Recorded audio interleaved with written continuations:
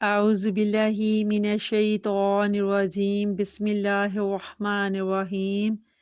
رب اشرح لی صدری ویسر لی امری واحلل عقدۃ من لسانی یفقہوا قولی۔ تمام واجب الاحترام السلام علیکم ورحمۃ اللہ۔ دعا کرتی ہوں کہ اللہ تعالیٰ آپ سب کے جان مال اور عزت و آبرو کی حفاظت فرمائے، اور یہ بھی دعا کرتی ہوں کہ اے خالق کائنات،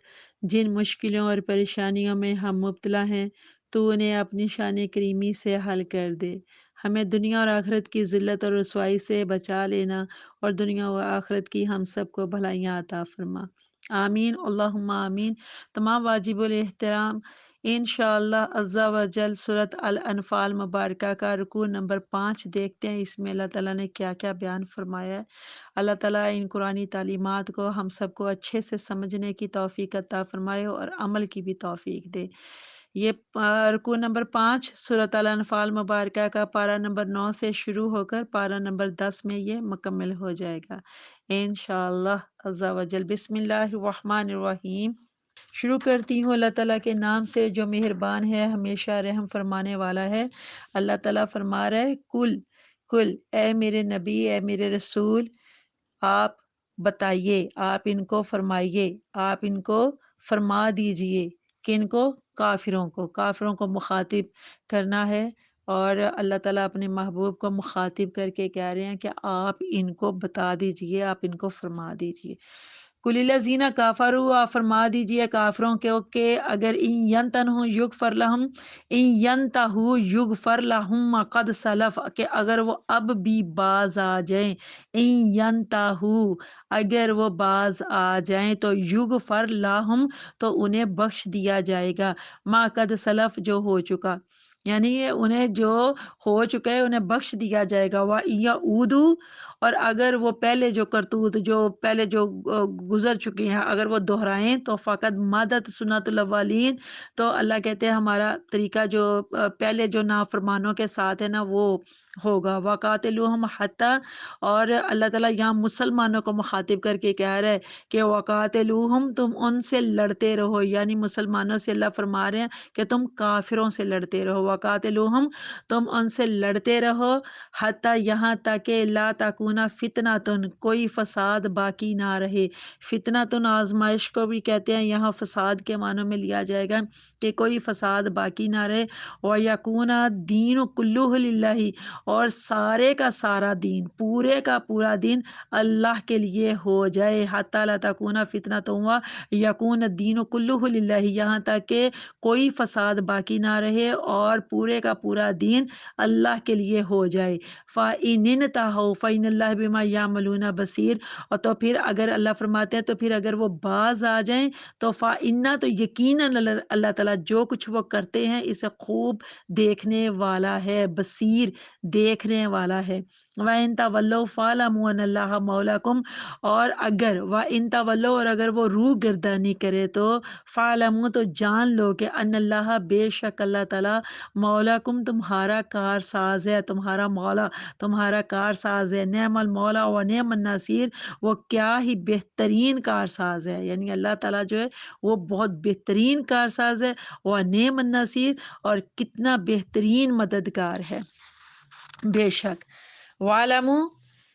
اور اللہ تعالیٰ فرما رہے ہیں کہ وَاعْلَمُوا، اور جان لو، خوب جان لو، انما غنمتم من شیء، کہ جو کوئی بھی چیز تم غنیمت میں حاصل کرو، یعنی مال غنیمت کی یہاں سے بات شروع ہونے لگی ہے کہ کوئی بھی چیز جو تم غنیمت میں حاصل کرو، فَأَنَّ لِلَّهِ خُمُسَهُ وَلِلرَّسُولِ، تو اس کا 5واں حصہ اللہ کے لیے اور اس کے رسول کے لیے، وَلِذِي الْقُرْبَى وَالْيَتَامَى وَالْمَسَاكِينِ وَابْنِ السَّبِيلِ، اور رشتہ داروں کے لیے اور یتیموں کے لیے اور مسکینوں کے لیے اور مسافروں کے لیے ہے۔ اور ان کنتم آمنتم باللہ، اور اگر تم اللہ پر ایمان رکھتے ہو، وما انزلنا علی عبدینا، اور اس پر جسے اللہ کہتے ہیں انزلنا، ہم نے اتارا، اور اس کے اوپر یعنی اللہ کے اوپر ایمان رکھتے ہو، اس پر جس کو اللہ کہتے ہیں ہم نے اتارا ہے، یعنی علی عبدینا، ہمارے بندے پر، اپنے بندے کے اوپر جس کو اتارا ہے، تو اللہ کہتے ہیں اگر اس کے اوپر ایمان رکھتے ہو تو یوم الفرقان ہے، تو وہ فیصلے کا دن، فیصلے کا دن، یوم التقى الجمعان، جس روز آمنے سامنے ہوئے تھے دونوں لشکر، یعنی ایک مسلمانوں کا اور ایک کافروں کا، یہ دونوں لشکر جب آمنے سامنے ہوئے تھے اور وہ یوم الفرقان تھا، وہ دن فیصلے کا دن تھا، تو اللہ کہتے ہیں واللہ علی کل شیء قدیر، تو اللہ ہر چیز کے اوپر قدرت رکھنے والا ہے، ہر چیز پر قادر مطلق ہے۔ اذ انتم بالعدوۃ الدنیا وہم بالعدوۃ القصویٰ، جب تم اللہ کہتے وادی کے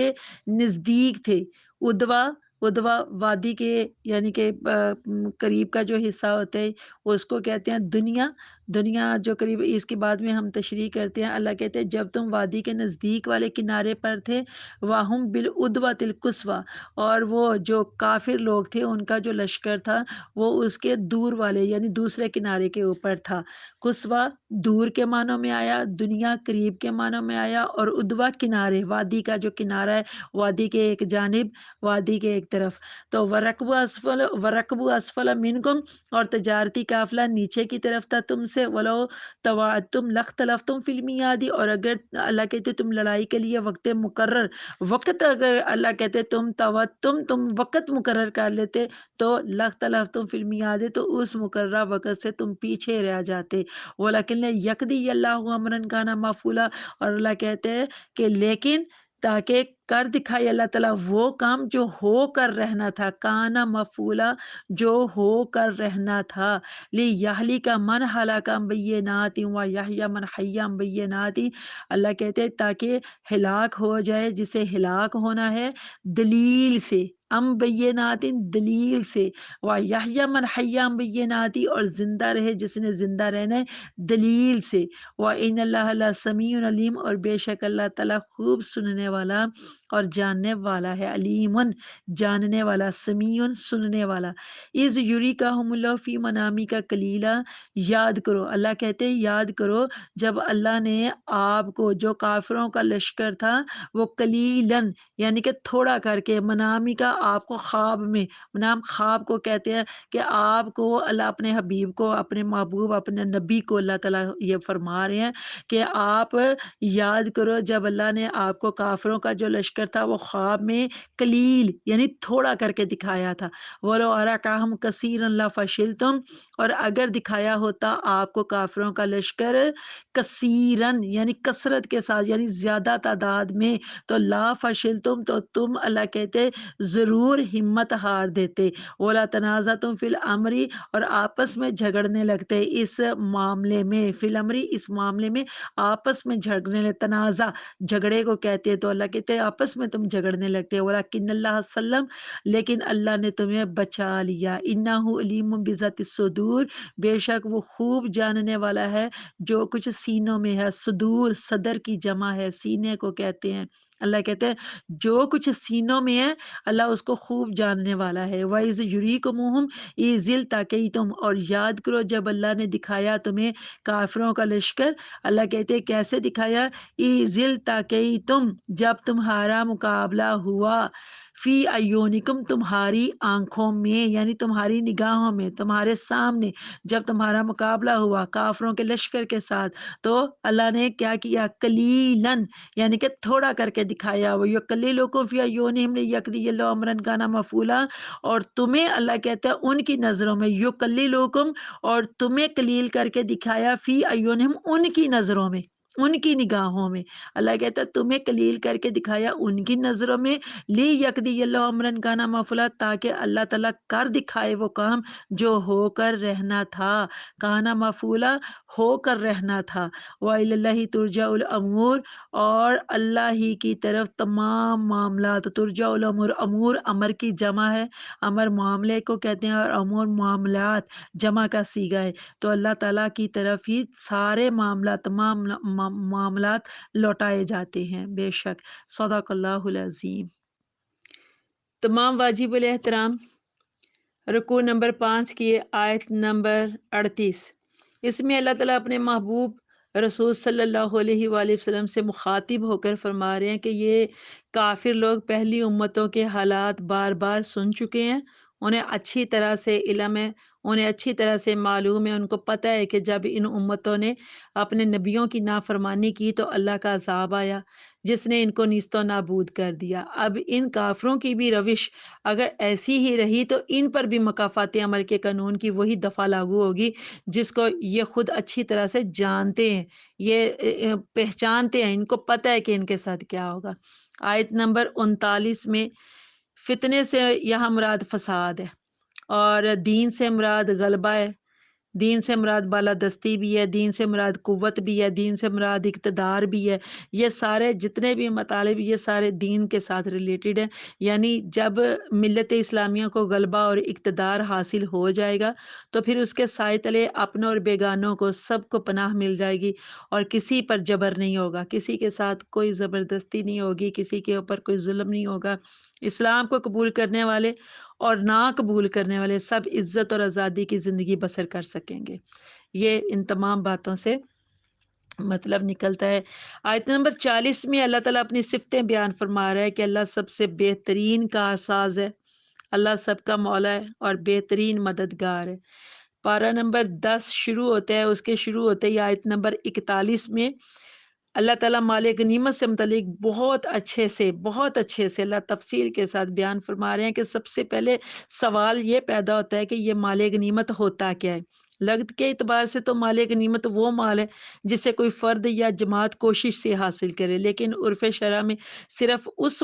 مال کو غنیمت کہتے ہیں جو کافروں سے قوت سے یا غلبے سے یا لشکر کشی سے حاصل کیا جائے۔ اسی طرح کافروں کا وہ مال جو بغیر لڑے، یعنی کہ لڑائی بھی ان کے ساتھ نہ ہو، جہاد بھی نہ ہو اور بغیر لڑے ہاتھ آ جائے، اسے شرعی اصطلاح میں فی کہتے ہیں۔ مطلب سمجھ لینے کے بعد اب اللہ کا حکم دیکھتے ہیں کہ حکم ربانی کیا ہے۔ تو اللہ تعالیٰ کا حکم یہ ہے، اس کے مطابق مال غنیمت کا 5واں حصہ الگ کر لیا جائے گا اور بقیہ 4 حصے غازیوں میں تقسیم کر دیے جائیں گے۔ سنت نبوی کے مطابق جو پیادہ مجاہد ہے اس کو 1 حصہ ملے گا، اور سوار کو 3 حصے ملیں گے۔ باقی رہا مال کا 5واں حصہ، تو اس کے مصارف اس آیت نمبر 41 میں وضاحت کے ساتھ بیان فرما دیے گئے ہیں۔ سب سے پہلے اللہ اور اس کے رسول کے لیے۔ بعض علماء کا خیال ہے کہ اللہ تعالیٰ کا نام محض تبرک کے لیے لیا گیا ہے، یہ کوئی مستقل مصرف نہیں ہے بلکہ اللہ اور اس کے رسول کا ایک حصہ ہے، اور بعض کا خیال ہے کہ یہ الگ مصرف ہے اور اس حصے کا مال بیت اللہ شریف پر خرچ کیا جائے گا، اور دوسرا حصہ حضور صلی اللہ علیہ وسلم کے لیے۔ حضور صلی اللہ علیہ وآلہ وسلم اسے اپنی ضروریات اور اہل و عیال پر خرچ کر سکتے ہیں۔ حضور صلی اللہ علیہ وسلم کی رحلت کے بعد یہ مصرف بھی ختم ہو گیا۔ تیسرا مصرف ذی القربہ سے مراد حضور صلی اللہ علیہ وسلم کے قریبی رشتہ دار ہیں، اور وہ بنی ہاشم کے افراد ہیں۔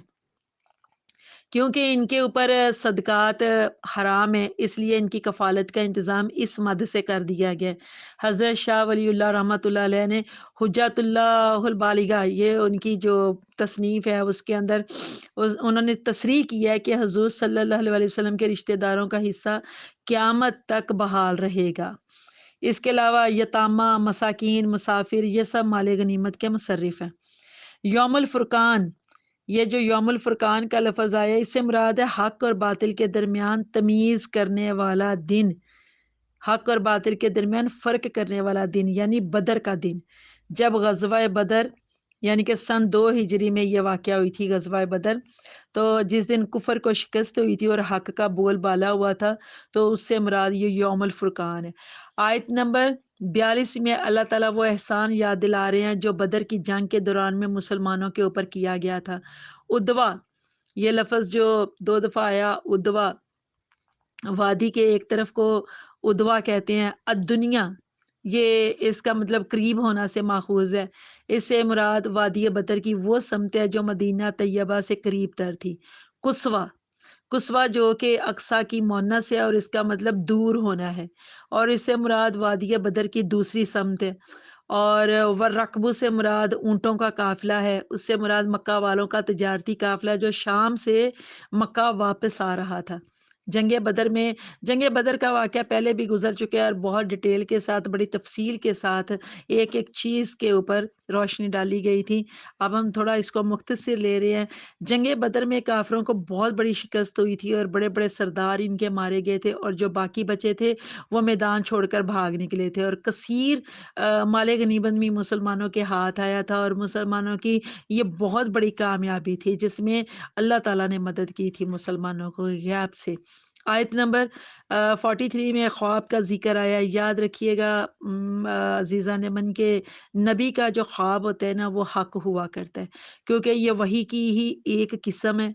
آیت نمبر 44، آیت نمبر 44 کے مطابق اللہ تعالیٰ کی حکمت کا یہ کرشمہ تھا کہ مسلمانوں کو کافر تھوڑے نظر آ رہے تھے، جس کا اصل مقصد یہ تھا کہ مسلمان ثابت قدم رہیں اور گھبرائے نہیں، اور کافروں کو مسلمان تھوڑی تعداد میں اس لیے دکھائی دے رہے تھے تاکہ وہ خوف زدہ ہو کر میدان چھوڑ کر ہی نہ بھاگ جائیں، اور لڑائی کیے بغیر ہی نہ اپنی جان بچا کے بھاگ جائیں۔ اس طرح سے دونوں گروہ اپنی اپنی کامیابی کا یقین کرتے ہوئے میدان جنگ میں اترے اور ایک دوسرے کے ساتھ جنگ لڑی انہوں نے، اور آخر کار جس کا نتیجہ یہ نکلا تھا کہ اللہ تعالیٰ کی مدد سے مسلمانوں کے ہاتھوں سے کافروں کے 70 جنگجو موت کے گھاٹ اتار دیے گئے تھے، اور یوں کفر کی طاقت کو اللہ نے توڑ کے رکھ دیا تھا اور ان کو نیست و نابود کر دیا تھا۔ اور آیت کے آخری حصے میں اللہ تعالیٰ فرماتے ہیں کہ تمام معاملات اللہ ہی کی طرف لوٹائے جاتے ہیں